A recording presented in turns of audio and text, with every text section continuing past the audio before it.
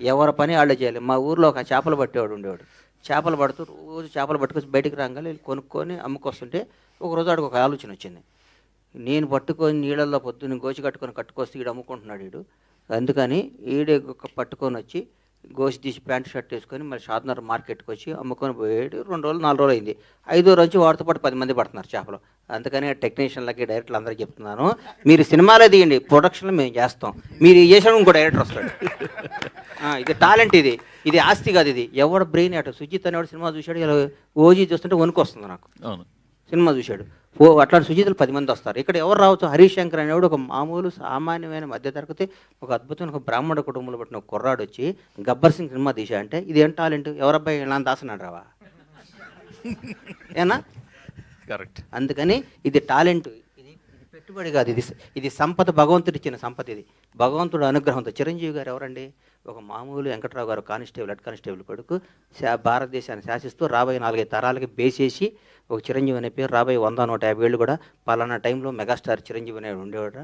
ఒక మామూలు కానిస్టేబుల్ కొడుకు హైదరాబాద్ చెన్నై వచ్చి దేశాన్ని శాసిస్తూ ఇదిరా ఎండింగ్ పద్మవిభూషణ్ అయిపోయింది. ఆయన రేపు మాప భారతరత్న కూడా ఇస్తారు ఆయనకి, భారతరత్నగా ఆయన రిటైర్డ్ అవుతాడు.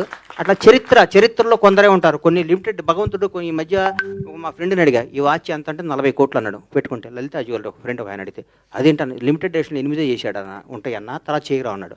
అట్లాగే భగవంతుడు కొన్ని లిమిటెడ్ ఎడిషన్ మనుషులను పుట్టిస్తాడు. ఒక చిరంజీవిని, ఒక పవన్ కళ్యాణ్ని, ఒక రేవంత్ రెడ్డిని, ఒక చంద్రబాబు నాయుడిని, ఒక నరేంద్ర మోడీని, ఇట్లాంటి లిమిటెడ్ ఎడిషన్ కొందరు 130 కోట్ల మంది ఈ భారతదేశంలో కొందరు లిమిటెడ్ ఎడిషన్ కొన్ని పీసులు ఉంటాయి. ఆ పీసులు మనం గౌరవించాలి, పూజించాలి, ప్రేమించాలి. కానీ ఆన్లైన్ మనలాగా అనుకుంటే మన అంత ఎవరు అంటారు. థ్యాంక్ యూ గణేష్ గారు. బాయ్ అన్న. గణేష్ గారు సారీ అన్న. సార్ గణేష్ గారు ఒక క్వశ్చన్ అండి. గణేష్ గారు ఒక క్వశ్చన్ అండి. సార్ మీరు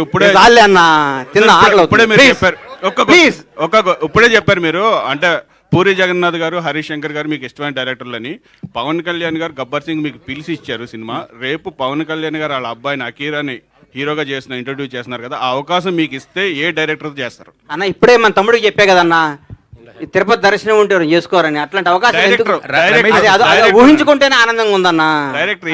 కొత్త జర్నలిస్ట్ లో అడుగుతారట. రమేష్ రెడ్డి గారికి ఒకసారి మైక్ రమేష్ రెడ్డి గారికి ఒకసారి గణేష్ గారు రమేష్ రెడ్డి గారికి హరీష్ గారు అడగండమ్మా. దిస్ ఈజ్ రాణి అండి.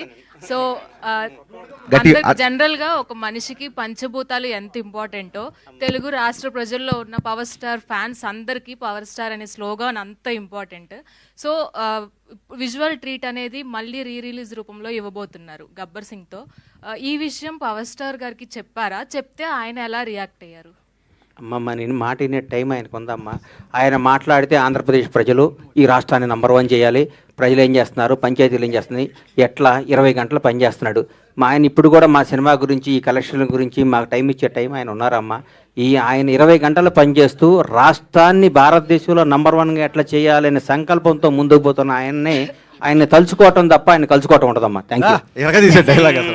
హరీష్ గారు